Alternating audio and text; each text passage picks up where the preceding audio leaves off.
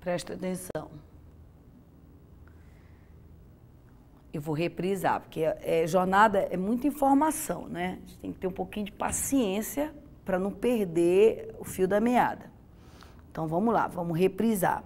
A primeira coisa que eu preciso lembrar é que, para eu saber qualquer coisa sobre jornada, antes de mais nada, eu tenho que saber qual é a função do empregado. Eu tenho que saber qual é a função do empregado para saber onde eu vou enquadrá-lo. Se eu vou enquadrá-lo na regra de 8 horas diárias e 44 horas semanais, se eu vou enquadrá-lo num turno de revezamento, se eu vou enquadrá-lo numa jornada especial. Olha, a CLT, ela tem mais de 100 artigos que tratam de jornada especial. Bancário tem jornada especial, assessorista, telefonista, jornalista, professor, médico, advogado, assistente social, agora comerciário, que tem lei própria, né? Motorista tem jornada especial. Então, eu preciso saber qual é a função para eu não errar o enquadramento do empregado. Imagina que a prova traz um problema para ti relacionado ao telefonista. E aí você não percebe isso na hora. Você simplesmente não percebe que é telefonista. E se você pede horas extras a partir da 8ª, você errou. Porque a telefonista trabalha só 6 horas por dia. Então você deveria ter enquadrado ela na função especial de telefonista com jornada de 6 horas. O que eu quero te dizer com isso? O primeiro momento em jornada é qual era a jornada legal e qual era a jornada real. Quando eu faço esse comparativo, eu já sei se vai ter excesso diário ou se vai ter excesso semanal. Se porventura a pessoa trabalhava acima de 8 horas por dia, tem que ter acordo de compensação que justifique isso. Se não tem previsão em norma coletiva, não tem por que a pessoa trabalhar mais que 8 horas por dia, tá? Eu tenho que trabalhar 8 horas e 48 minutos todo dia, tem que ser uma previsão de norma coletiva, como se eu estivesse compensando o sábado. Também tem que ser uma previsão de norma coletiva eu trabalhar em sistema de semana espanhola, em que eu trabalho sábado sim e sábado não. Ok.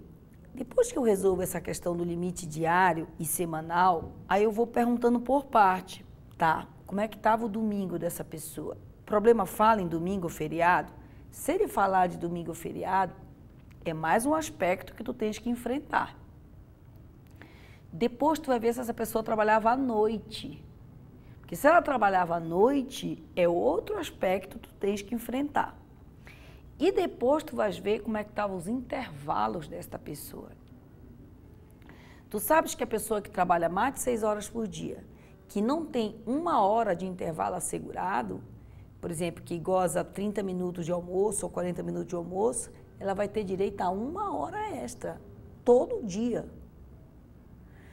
A pessoa que é digitadora e não para a cada 90 minutos de trabalho, ela não para 10 minutos, ela vai ganhar, olha só, se ela tem que parar a cada 90, 10 minutos, presta atenção, digitador trabalha 6 horas, 90 é 1h30. Aí ela vai trabalhar 90 para 10 minutos, trabalha mais 1h30. Só que esses 10 minutos a empresa paga. Então, ao invés dela fazer 6 horas, ela vai ter 10 minutos no meio da manhã, e ela vai ter 10 minutos no meio da primeira parte e 10 minutos no meio da segunda parte. Ao invés dela trabalhar 6 horas, ela vai ter que trabalhar 5 horas e 40 minutos, porque ela ganha 20 minutos de brinde. E depois ela vai ter o intervalo de 15 minutos. Porque se ela trabalha acima de 4 horas, ela vai ter que fazer uma jornada assim, ó. Se ela está trabalhando acima de 4 horas, ela vai ter que trabalhar assim, ó. Ela vai trabalhar 1h30, aí ela vai ter 10 minutos de intervalo. Ok? Então, ela já não vai trabalhar 1h30. Ela vai trabalhar 1h30, 10 minutos de intervalo. Aí ela teria que trabalhar 1h30. Beleza. 1h30 com 1h30, ó.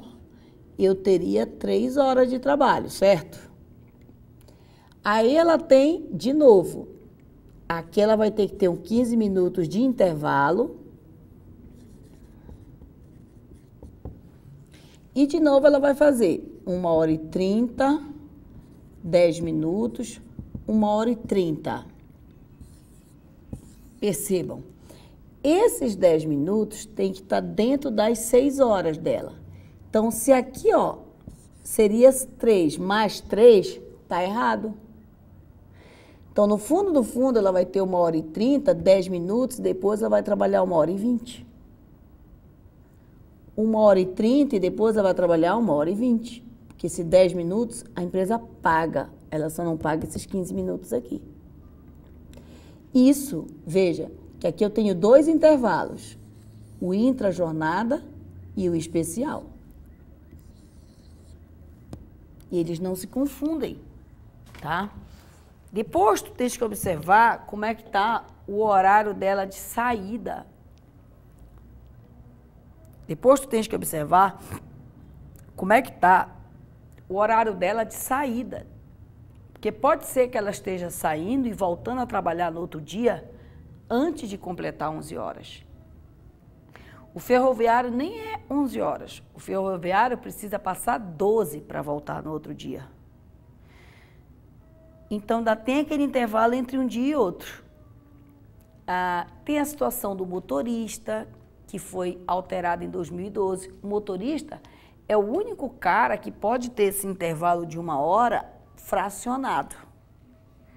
Mas mesmo que ele possa ter o intervalo de 1 hora fracionado, essa fração tem que acontecer na primeira hora de trabalho e na última. Ela não pode acontecer na primeira hora de trabalho e na última. A fração teria que ser entre a segunda hora de trabalho e a penúltima hora de trabalho. Se ele trabalhar 8 horas por dia, ele vai trabalhar 1 hora, não vai ter intervalo, aí vai trabalhar 1, 2, uma não teve intervalo.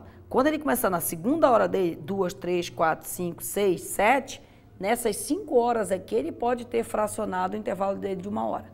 Mas a primeira hora e a última hora não pode fracionar. E esse fracionamento tem que estar previsto em norma coletiva também.